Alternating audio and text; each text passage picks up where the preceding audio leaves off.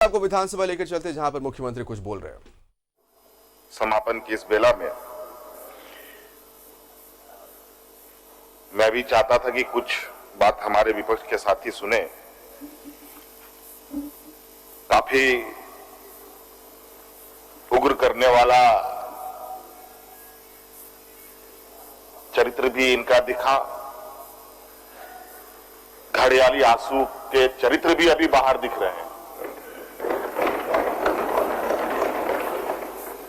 व्यक्तिगत, सामूहिक, हर तरीके के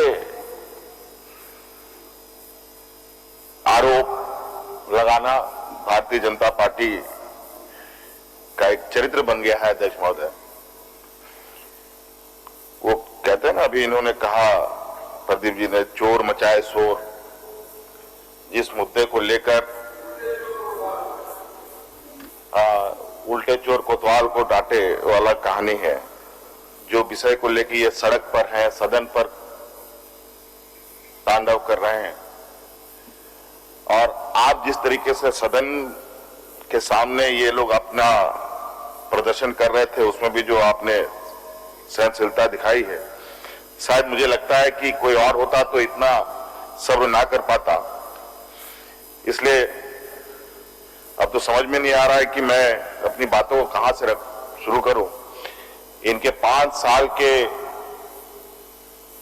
हर एक साल के 365 दिन के काले दिन का हर एक दिन की बातों को इनके सामने रखूं, या फिर इस भयानक वैश्विक महामारी में हर चीज ज्यों का त्यों,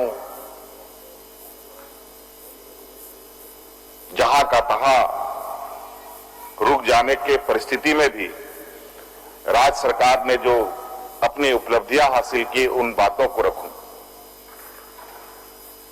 अध्यक्ष महोदय, चलिए छोड़ते हैं उनकी बातों को, क्योंकि आज वो सदन में भी नहीं है, और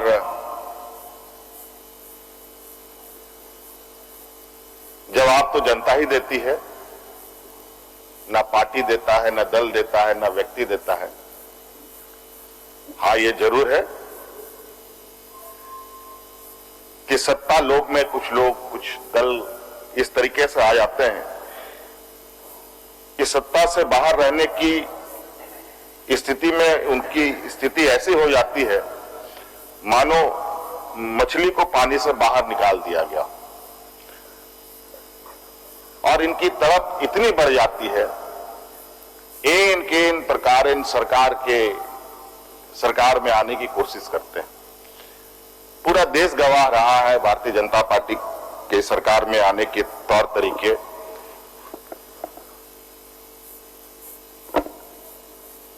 और धीरे धीरे अध्यक्ष महोदय देखेंगे कि जिस तरीके से लोकतंत्र को इन लोगों ने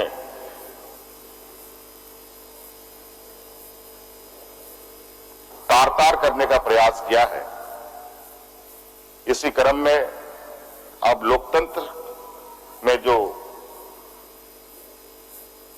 सबसे बड़ी ताकत जनता के हाथ में है, वो अपनी ताकतों का उपयोग करते करते इनको भी सबक सिखाने में लगी है। ताजा अभी हाल के बंगाल चुनाव को आपने देखा होगा अध्यक्ष महोदय। बंगाल चुनाव इसी देश में हो रहा था अध्यक्ष महोदय, लेकिन ऐसा लग रहा था अध्यक्ष महोदय कि भारत पाकिस्तान की लड़ाई हो रही है। लेकिन परिणाम क्या हुआ अध्यक्ष महोदय? परिणाम आने के बाद भी स्थिति देखिए अध्यक्ष महोदय, कि हार बर्दाश्त नहीं है। इन प्रकार गैर भाजपा शासित राज्यों को परेशान करना। आज सदन पर मुझे भी उसकी जानकारी मिली अध्यक्ष महोदय, माननीय चंदन क्यारी विधायक अपने समाज के आड़ में किस तरीके से सदन पर सवाल खड़ा कर रहे हैं। रो रहे थे कि घड़ियाली आंसू रो रहे थे, ये तो समझ से परे है, क्योंकि एक हफ्ते तक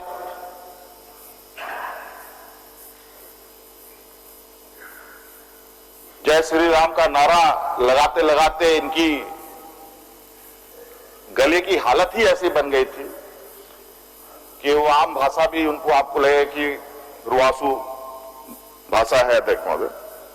लेकिन खैर इनका काम विपक्ष में जो है वो भी मुझे लगता है अध्यक्ष महोदय सही तरीके से नहीं कर पा रहे। विपक्ष की भी एक भूमिका है अध्यक्ष महोदय। हम लोगों ने भी पूरे 5 साल विपक्ष में बिताए अध्यक्ष महोदय, और कभी भी हमारे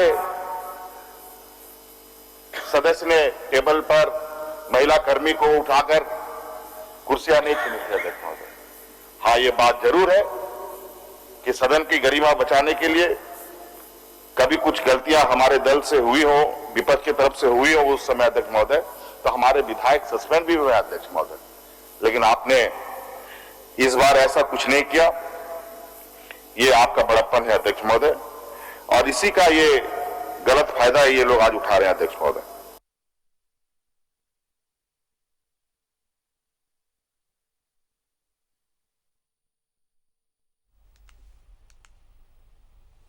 तो ये तस्वीरें आपको हम सीधी तस्वीरें विधानसभा के अंदर की दिखा रहे थे। और चूंकि मानसून सत्र की अगर हम बात करेंगे तो इस बार मानसून सत्र में कई चीज़ों को लेकर जहां सियासत पूरी तरह से गर्माती नजर आई, और ख़ास करके हम बात करेंगे नमाज के मुद्दे को लेकर। विगत लॉकडाउन में राज्य की जनता की सेवा घर के अंदर से भी किया, घर के बाहर रह करके भी किया। कई हमारे मंत्री, हमारे नेतागण सड़कों पर उतरकर लॉकडाउन में अपने लोगों को बचाने के काम में लगे। कई लोग हमारे बीच में आज नहीं है अध्यक्ष महोदय। हाजी हुसैन अंसारी साहब हमारे बीच नहीं है। एक जीता जगता आधे रास्ते से वापस आए जगन्नाथ महतो जी अध्यक्ष महोदय, जिनको मना करते करते कि आप अभी कोरोना में बाहर ना निकले, लेकिन जनता की बात है कहां हम रह सकते हैं। ये आज सत्ता पक्ष के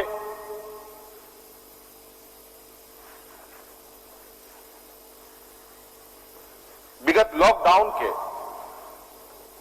कार्यकलापों को कोई आसानी से नहीं भूल सकता अध्यक्ष महोदय।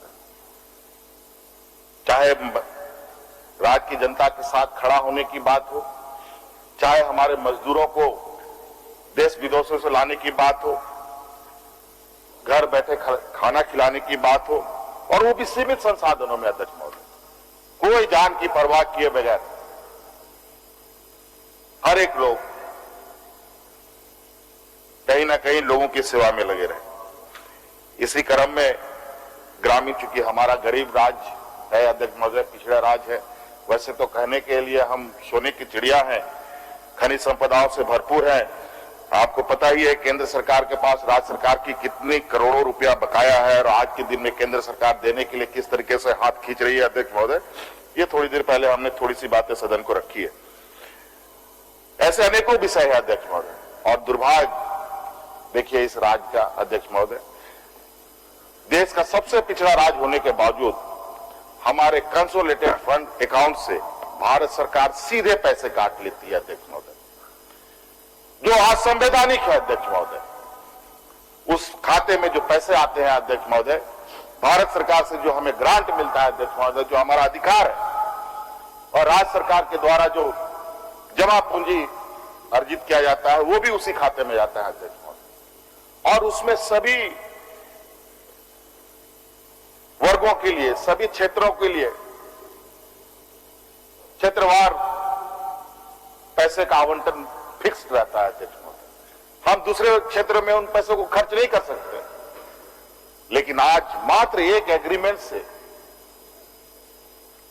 संविधान की उस ताकत को तार तार कर भारत सरकार हमारे उस कंसोलिडेटेड फंड से पैसे काट रही है अध्यक्ष महोदय। कभी 700 करोड़ रुपए, कभी 1000 करोड़ रुपया, सिर्फ सीसीएल को डीवीसी का बकाया देने के लिए, और जबकि सीसीएल के पास हमारा लाखों करोड़ रुपया बकाया। जब हम इस पर थोड़ा सिंकजा कसने की कोशिश करते हैं को केंद्र के कोई बड़े नेता आकर के थोड़ी सी हमें लालच दिखा करके नहीं आगे बढ़िए, हम लोग साथ में है, कुछ चंद 150 करोड़ रुपए दे करके फिर अपना काम चालू करवा लेते हैं अध्यक्ष महोदय। तभी मैंने कहा था कि विपक्ष तैयार हो, हम तैयार है ऐसे कड़े निर्णय लेने के लिए अध्यक्ष महोदय कि अगर हमने निर्णय लिया तो केंद्र सरकार अंधेरे में चला जाएगा अध्यक्ष महोदय। लेकिन हम ऐसे निर्णय नहीं लेते अध्यक्ष महोदय। हम 11-13 जैसे काला कानून राज में नहीं ला सकते अध्यक्ष महोदय। देश के अंदर जो किसान विरोधी कानून बने अध्यक्ष महोदय, वैसे कानून हम नहीं ला सकते, क्योंकि हम जिस वर्गों को प्रतिनिधित्व करते हैं अध्यक्ष महोदय, आदिवासी, दलित, पिछड़ा, अल्पसंख्यक, मजदूर, किसान, हमारे मुख्य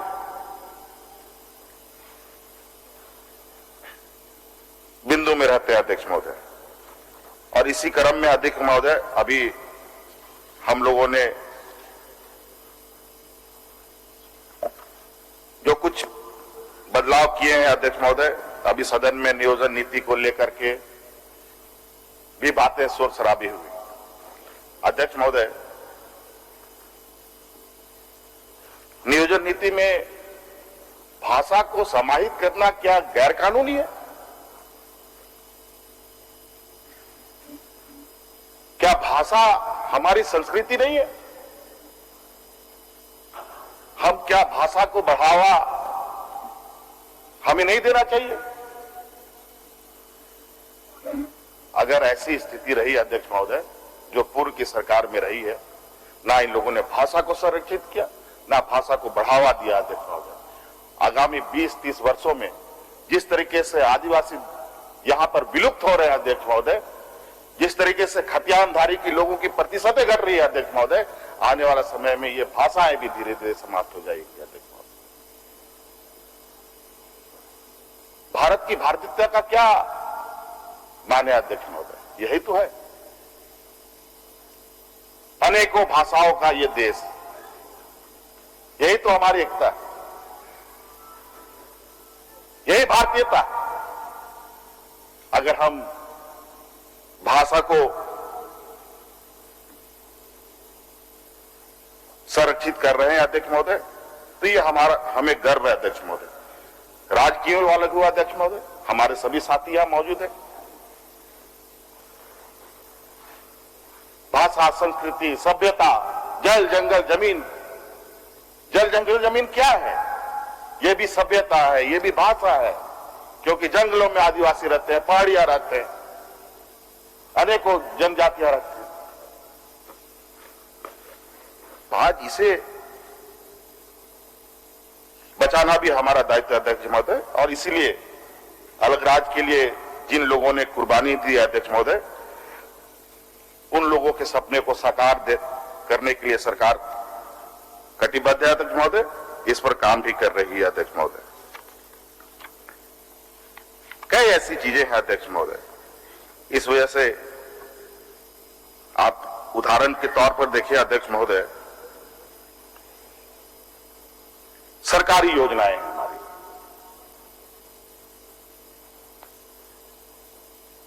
इसमें बहुत सारी ऐसी योजनाएं हैं अध्यक्ष महोदय। एक उदाहरण के तौर पर एक वृद्धा पेंशन की बात करें, वृद्धा पेंशन किनको मिलेगा अध्यक्ष महोदय इस राज्य में? और हमारे ग्रामीण क्षेत्र के महिलाएं, अगर किसी की कोई महिला की बात करें, वृद्ध महिला किसी सरकारी अफसर के पास जाती है, उसे संथाली हो, मुंडारी के अलावा दूसरा लाभ जिनके लिए सरकार बनती है अध्यक्ष महोदय, उनको सबसे अधिक लाभ मिलेगा अध्यक्ष महोदय, अगर स्थानीय भाषा को अगर हम लोगों ने आगे बढ़ाया तो अध्यक्ष महोदय। और यही वजह है इस राज्य में हमारे गरीब लोगों को सरकारी लाभों का सही लाभ इसलिए नहीं मिलता कि हमारी ये जो दूरियां है, भाषा संस्कृति की दूरियां, सरकारी व्यवस्था में ये बहुत बड़ी है अध्यक्ष महोदय। सरकार इसे कम करने की प्रयास कर रही है अध्यक्ष महोदय, और निश्चित रूप से आने वाला समय इस विषय पर हम बहुत बेहतर तरीके से आगे लोगों को लाभ दे पाएंगे अध्यक्ष महोदय। अध्यक्ष महोदय, इस तरीके से बहुत नियोजन नीति में 10वीं 12वीं को भी लेकर के काफी चर्चाएं कर रही है। अध्यक्ष महोदय, हम हर संभव अध्यक्ष महोदय यहां के तरीके क्या होंगे, कैसे होंगे और ये कैसे सुनिश्चित होगा, ये सरकार के जहन में है अध्यक्ष महोदय। और इस सभी चीजों को ध्यान में रखते हुए हम अपनी कार्य योजनाओं को अंजाम तक दे रहे हैं अध्यक्ष महोदय। और आज यही वजह है कि आज आप ही के द्वारा इस सदन के माध्यम से ही निजी क्षेत्रों में 75% लोगों को आरक्षण देने का हम लोगों ने कानून को भी पारित किया अध्यक्ष महोदय।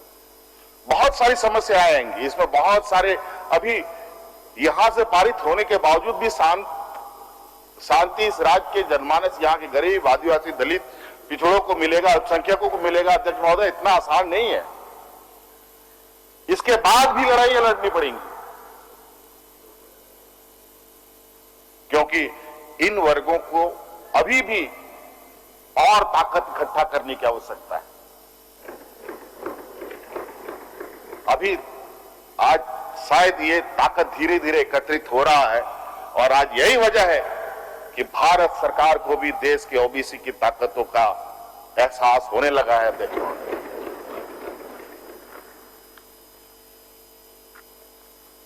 तो आज धीरे धीरे देश का दलित, पिछड़ा, अल्पसंख्यक, ओबीसी अपनी जगह बना रहा है अध्यक्ष महोदय, और ये अब रुकने वाला नहीं है अध्यक्ष महोदय। अध्यक्ष महोदय, आपको मालूम होगा अध्यक्ष महोदय, ये राज्य कुपोषण को भी लेकर काफी बदनाम है अध्यक्ष महोदय। 5 साल क्या हुआ पता नहीं, आज 43% से अधिक बच्चे लगभग हमारे कुपोषित है अध्यक्ष महोदय। पिछला सरकार 3 अंडा देती थी खाने के लिए, लेकिन प्रतिशत में घटोतरी हुई होगी, मुझे नहीं लगता, बल्कि और भी बढ़ा है। हमने अध्यक्ष महोदय व्यवस्था में व्याप्त भ्रष्टाचार के बीच में ऐतिहासिक निर्णय लेते हुए हमने कहा 1 अंडा चोरी होगा, 2 अंडा चोरी होगा, इसलिए हमने 6 अंडे बच्चे को खिलाने का निर्णय लिया अध्यक्ष महोदय। कम से कम उसको 4 अंडा तो हफ्ते में मिलेगा। मैं जानता हूं अध्यक्ष महोदय कि व्यवस्था तुरंत नहीं बदली जा सकती है, इसके लिए भी वक्त लगेगा। अगर तुरंत बदलने की कोशिश करने वाले लोग, आज देख लीजिए देश की स्थिति क्या है अध्यक्ष महोदय। देश की जनता को लोगों ने झाल बजाने के लिए छोड़ दिया अध्यक्ष महोदय। अब कोई काम नहीं, हिंदू, मुस्लिम, राम, रहीम, सिख, ईसाई यही करते रहो, भारत पाकिस्तान करो, दूसरा कोई काम नहीं। देश की अर्थव्यवस्था चौपट, देश के अंदर की स्थिति, आंतरिक स्थिति खराब, देश के बाहर भी देश की स्थिति खराब। इसलिए आज राज्यों को अपना अपना तरीके से अपने संसाधन जुटाने पड़ेंगे अध्यक्ष महोदय, अपनी व्यवस्थाएं खड़ी करनी होंगी अध्यक्ष महोदय। मौजूदा केंद्र सरकार कब राज्य सरकारों को हैंडीकैप्ड बना दे, अपंग कर दे, कोई भरोसा नहीं है अध्यक्ष महोदय। जिस तरीके से तुष्टीकरण मौजूदा केंद्र सरकार राज्य सरकारों के साथ कर रही है, गैर भाजपा शासित राज्यों के साथ कर रही है, वो भी ऐतिहासिक है अध्यक्ष महोदय। आज देख लीजिए जीएसटी का कंपनसेशन कितने राज्यों को सही समय पर मिल रहा है और पूरा मिलता हो अध्यक्ष महोदय। हर साल हमारे हक में कटौती, जबकि हमारे जैसे आदिवासी, दलित, पिछड़ा राज्यों में तो विशेष रूप से ध्यान देने की आवश्यकता थी अध्यक्ष महोदय, लेकिन ऐसा नहीं अध्यक्ष महोदय। इसलिए इस बार हम लोगों ने कई व्यवस्थाएं नई खड़ी करने का प्रयास किया है अध्यक्ष महोदय, जिसमें हम लोग अपने आर्थिक रूप से राज्य सरकार को अपने पैरों पर खड़ा करने का हम लोग निर्णय ले रहे हैं। साथ साथ में राज्य में अपने किसानों को, मजदूरों को कैसे अधिक से अधिक सहायता उपलब्ध हो सके। और इसी क्रम में अध्यक्ष महोदय केसीसी बहुत लाभ हम लोगों ने सुना। केसीसी में अध्यक्ष महोदय राज्य सरकार के लिए बहुत बड़ा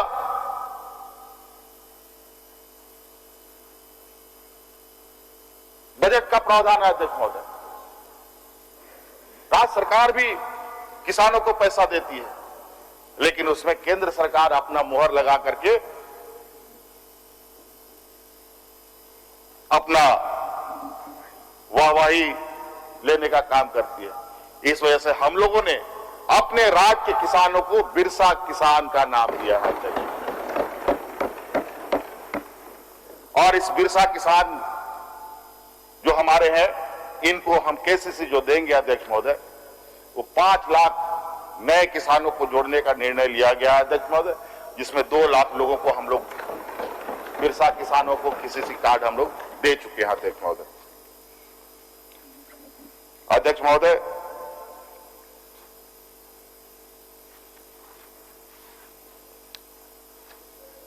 हमारा ग्रामीण लगभग 80% हमारा ग्रामीण क्षेत्र है इस राज्य में, और ग्रामीण व्यवस्था में परंपरा रूप से अध्यक्ष महोदय हमारे पास ऐसे संसाधनें रही हैं, अगर हम लोग थोड़ा प्रमोट करते तो आज ग्रामीण अपने पैरों पर मजबूती से खड़े होते अध्यक्ष महोदय। आज हमारे ग्रामीण क्षेत्रों में कई ऐसा वन उपज व्यवस्थाएं हैं अध्यक्ष महोदय, जिसके माध्यम से आज हम अपने ग्रामीण क्षेत्र के लोगों को अपने पैरों पे खड़ा कर सकते थे अध्यक्ष महोदय। आपको पता है कि रेशम के उद्योग में, रेशम उत्पादन में देश का अव्वल नंबर ये राज्य है। ला के उत्पादन में हम देश में अव्वल है अध्यक्ष महोदय। हमारा कई ऐसे वन उपज है अध्यक्ष महोदय, जिसके माध्यम से लोगों को हम लोग उनकी आय में वृद्धि कर सकते थे अध्यक्ष महोदय, लेकिन विगत 20 वर्षों में कभी भी उन विषयों पर कभी काम नहीं हुआ अध्यक्ष महोदय। इस बार एक बड़ा फेडरेशन के माध्यम से अध्यक्ष महोदय सिद्धू कानू कृषि एवं वन उत्पाद महासंघ निर्माण किया जा चुका है अध्यक्ष महोदय। उसके माध्यम से ग्रामीण क्षेत्रों की आय को बढ़ाया जाएगा अध्यक्ष महोदय। उसी प्रकार अध्यक्ष महोदय मौजूदा कृषि व्यवस्था में नए नए आयाम जुड़ रहे हैं अध्यक्ष महोदय। इसमें किसानों को वर्तमान परिस्थिति में नए आयामों के साथ जोड़ने के लिए देश दुनिया में किसानों की क्या प्रगति हो रही है, कैसे नए उपकरणों के साथ आगे काम कर रहे हैं, उन सब का प्रशिक्षण देने के लिए अध्यक्ष महोदय इस राज्य में 100 किसान पाठशाला का निर्माण काम आगे बढ़ रहा है अध्यक्ष महोदय, जिससे किसान समय समय पर परिवर्तन हो रहे किसानों के बीच व्यवस्थाएं को बेहतर तरीके से समझ पाएंगे अध्यक्ष महोदय। इस बार बिजली की व्यवस्था को लेकर काफी लोगों का सवाल आता रहा है अध्यक्ष महोदय। मुझे खुशी है आज इस सदन में पिछला बार कई माननीय सदस्यों का पक्ष की तरफ से भी विपक्ष की तरफ से भी ग्रामीण क्षेत्रों में ग्रामीणों को बिजली बिल को लेकर काफी सवाल आया था। आज एक भी सवाल मुझे लगता है बिजली बिल को लेकर नहीं आई है अध्यक्ष महोदय, और इसका मात्र यही है अध्यक्ष महोदय सरकार का ऐतिहासिक निर्णय की वजह से अध्यक्ष महोदय, जो हम लोगों ने लोगों का जो विलंब शुल्क था उसको माफ करने का काम किया अध्यक्ष महोदय, जिससे लाखों लोगों को इसका लाभ प्राप्त हुआ अध्यक्ष महोदय। गिरिडीह में इसी क्रम में गिरिडीह को सोलर सिटी बनाने का निर्णय लिया गया है अध्यक्ष महोदय। रांची के गेतलसूत में फ्लोटिंग सोलर पार्क बनाया जा रहा है अध्यक्ष महोदय। और बिजली के क्षेत्र में हम लोग लगातार ये जादुई छड़ी नहीं अध्यक्ष महोदय की घुमाया सब बदल गया। आज इसी क्रम में इस लॉकडाउन के दौरान कहां कहां से पकड़ पकड़ करके कारीगरों को, मशीनों को ला ला करके इस क्षेत्र में काम किया जा रहा है, उसी का उपलब्ध है अध्यक्ष महोदय। अभी गढ़वा में भी हम लोगों ने सब स्टेशन का उद्घाटन किया है और अभी बहुत सारे उद्घाटन होने के कगार पर है अध्यक्ष महोदय। अध्यक्ष महोदय, ये सरकार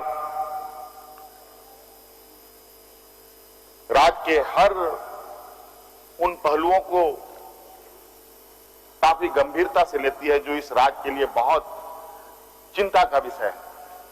आपको याद होगा अध्यक्ष महोदय, आपको मालूम है, सभी को मालूम है कि इस राज्य में महिलाएं बहुत बड़े पैमाने पर गरीबी के लाचार व्यवस्था की वजह से, लाचार अवस्था में अपना जीवन यापन के लिए हड़िया दारू बेचती है।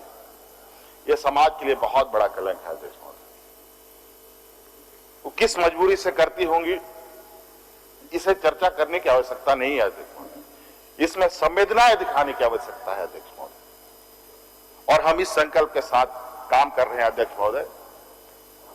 अगर कोरोना ना होता तो शायद इसका परिणाम कुछ और होता अध्यक्ष महोदय, लेकिन अभी भी हम इस संकल्प के साथ आगे बढ़े अध्यक्ष महोदय कि आज 12,000 महिलाओं को हड़िया दारू से छुड़ा करके हम लोगों ने मुख्य धारा में जोड़ने का काम किया है। और ये लगता छोटा है, लेकिन ये बहुत बड़ा समाज को बदलाव का दिशा देगा अध्यक्ष महोदय। कई ऐसे चीजें हैं अध्यक्ष महोदय। अभी उद्योग नीति भी हम लोगों ने लॉन्च किया अध्यक्ष महोदय। हम नहीं कहते कि हमने बहुत बड़ा तीर मारा है, और अभी बहुत सारे लोग इस आशय पे मजाक उड़ाने की कोशिश, कुछ लोगों ने कार्य मंत्रालय में भी इस विषय को रखा था कि औद्योगिक नीति पर चर्चा हो, तो हमने कहा कि नहीं, अभी औद्योगिक नीति पर आप चर्चा ना करें। अभी हमने इसको लॉन्च किया और मैं काफी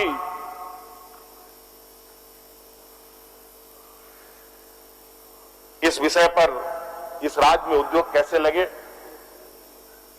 दिन रात इस विषय पर हमारी चिंताएं रहती है। तो हमने कहा कि कुछ वक्त दीजिए, और आज के दिन में, जिस दिन हमने लॉन्च किया उसमें उसी दिन 10,000 करोड़ का निवेश का प्रस्ताव भी हमें प्राप्त हुआ अध्यक्ष महोदय। और इसमें लगभग 20,000 प्रत्यक्ष रूप से और 1 लाख अप्रत्यक्ष रूप से लोगों को रोजगार भी मिलेगा अध्यक्ष महोदय। और इसी लक्ष्य के साथ हम काम कर रहे हैं कि उद्योग लगे तो यहाँ के लोगों को रोजगार मिले। अध्यक्ष महोदय, बार बार ये सबके जुबान में आता है कि राज्य गरीब पिछड़ा है। गरीब पिछड़ा तो है ही अध्यक्ष महोदय, लेकिन इतना गरीब है कि जिसका अंदाजा शायद इस राज्य के बाहर के लोग नहीं कर सकते हैं। इतना गरीब कि वो अपना शरीर, यहां अपना शरीर का तन भी ढक पाए, इतना भी उनके पास साधन नहीं होता था, नहीं है। हम जब सरकार में इससे पहले थे अध्यक्ष महोदय, जब हमारी सरकार थी, हमने गरीबों को धोती साड़ी उपलब्ध कराने का काम किया। लेकिन वर्तमान अहंकारी सरकार ने, तत्कालीन अहंकारी सरकार ने उस योजना को बंद कर लोगों के तन से कपड़ा छीनने का काम किया अध्यक्ष महोदय। आज फिर से 10 रुपया में धोती साड़ी लुंगी योजना प्रारंभ की गई है अध्यक्ष महोदय। माननीय मंत्री ने उसका उद्घाटन भी किया है अध्यक्ष महोदय। आज देखिए लोगों के चेहरे पे कितनी खुशी है अध्यक्ष महोदय। इसके अलावा अध्यक्ष महोदय, आपको पता है यहां पर राशन कार्ड बांटने की एक लिमिटेशन रही है अध्यक्ष महोदय, लेकिन इससे इतर हट करके इस राज्य में गरीबों की संख्या बहुत अधिक होने की वजह से राज्य सरकार ने अलग से अपने कंधे पर बोझ उठाकर इस राज्य के गरीबों को हरा कार्ड देकर के उन गरीबों को भी राशन देने का काम किया अध्यक्ष महोदय, जिनको आज तक राशन नहीं मिल पाया था अध्यक्ष महोदय। आपने तो देखा ही अध्यक्ष महोदय, क्षेत्रों में लोग आज इस विषय को लेकर कितने उत्साहित है, और इस तरीके से कई निर्णय अध्यक्ष महोदय हम लोगों ने काम किए। इस राज्य में वृद्धाओं को पेंशन देने का एक लिमिटेशन है, इतना से आप अधिक नहीं कर सकते। पोर्टल बंद हो जाएगा, वृद्धा बेचारा घूमता रहा, कितना बार एप्लीकेशन भरा हुआ, कितने बार ठगे गए होंगे, कितने दलालों को इन लोगों ने पैसे दिए होंगे, कोई नहीं जानता। देखो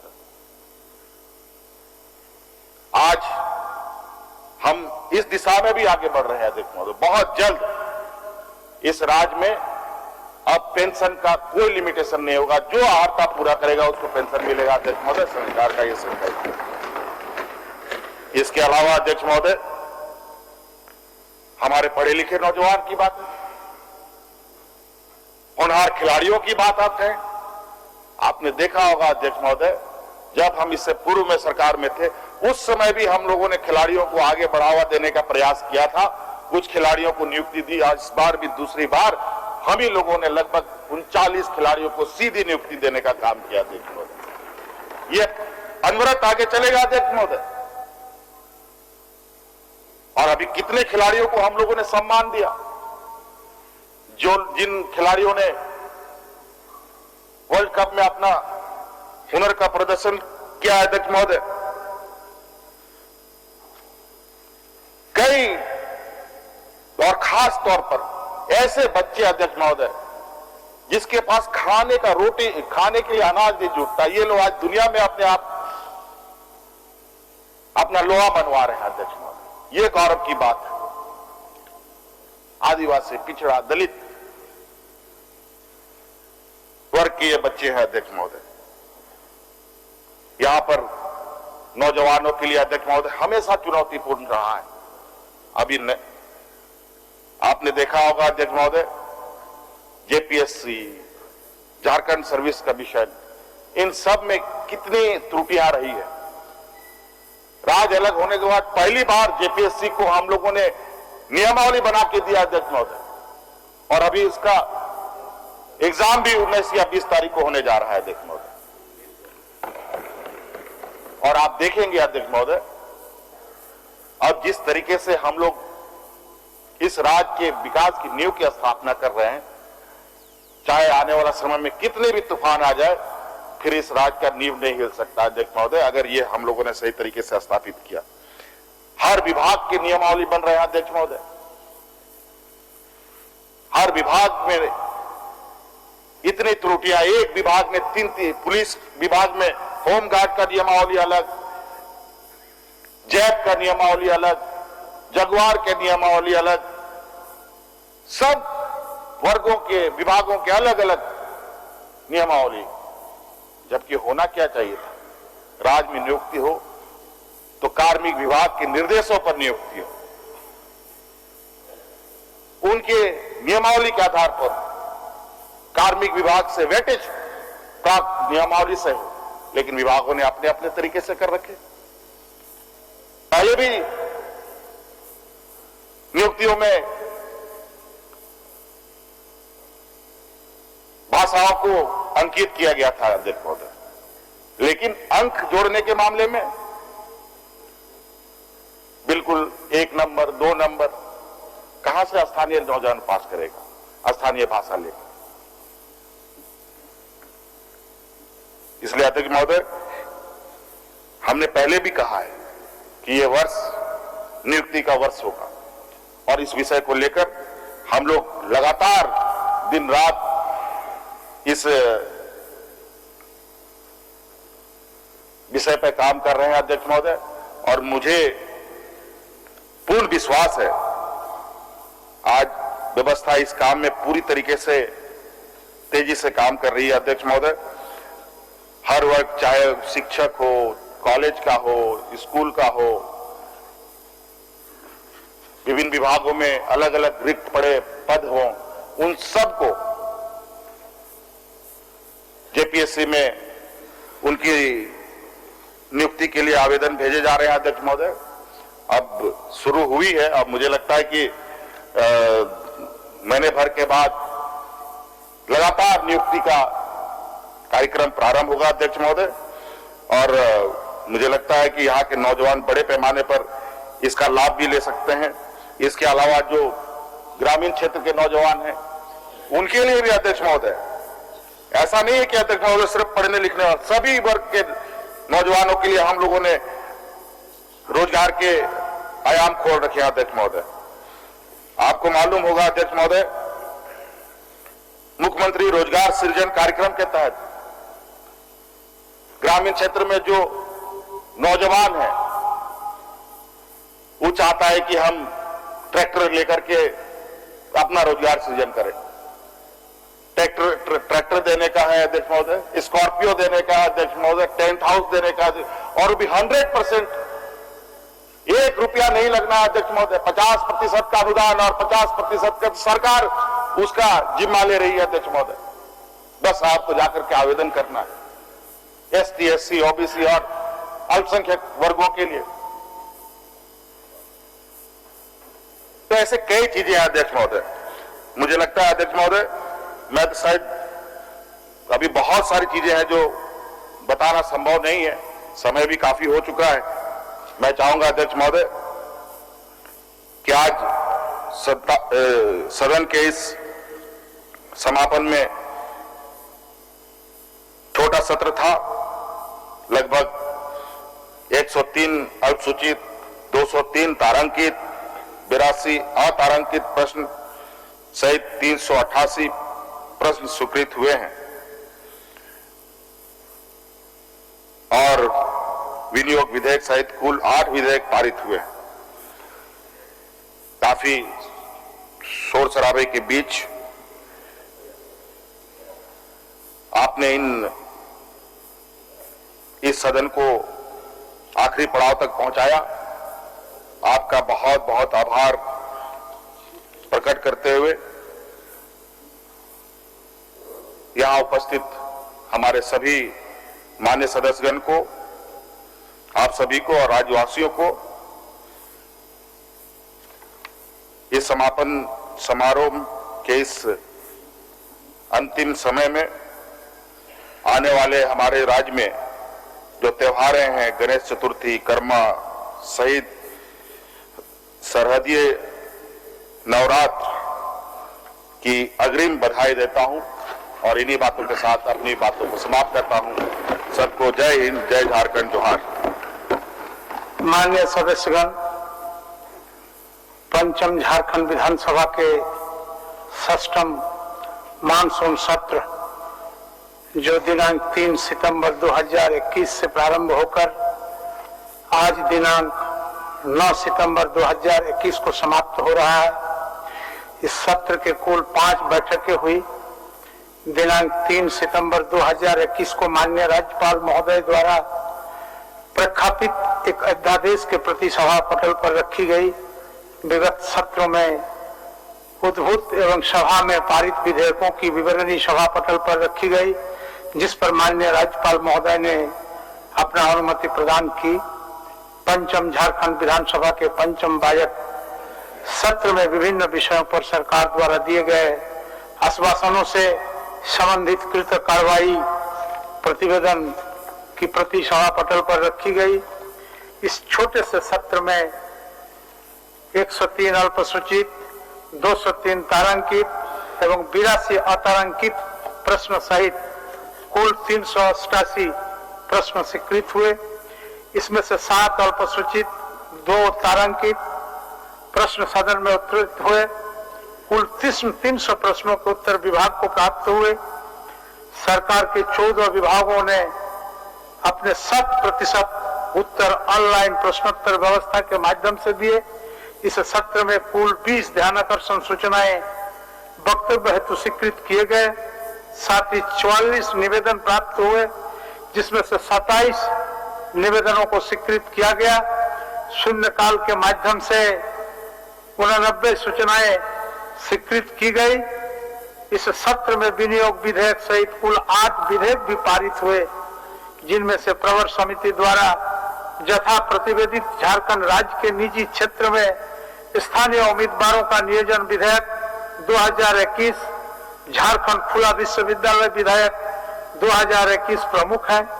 इसके साथ ही नियंत्रक एवं महालेखा परीक्षक राष्ट्रीय खाद्य सुरक्षा अधिनियम, झारखंड शिक्षा परियोजना परिषद, समग्र शिक्षा के प्रतिवेदनों का भी उपस्थापन किया गया।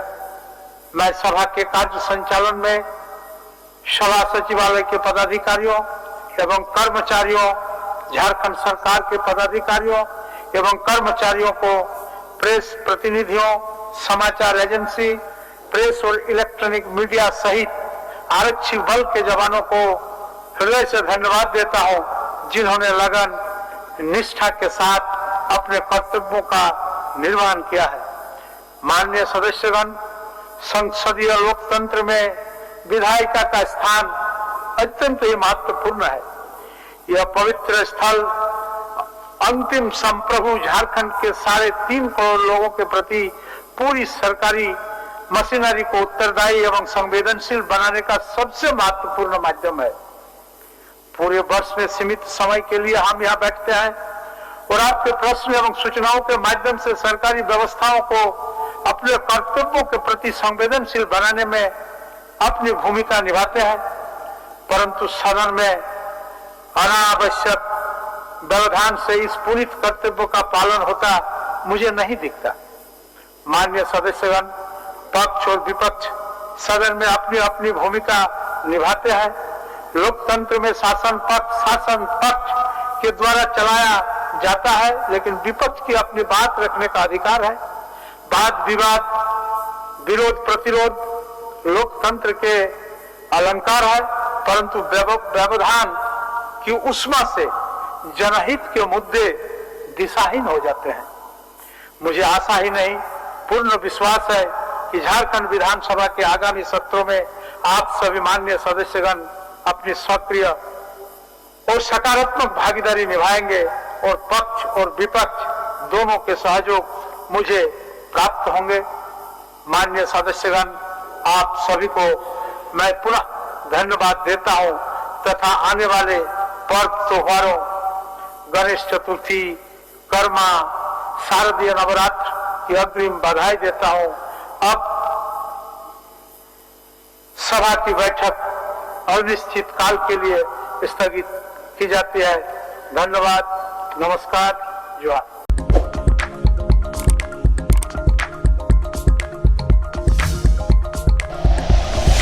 Like and share videos, subscribe करें हमारा चैनल और प्रेस करें बेल आइकॉन। न्यूज़ 11 भारत, सच है तो दिखेगा।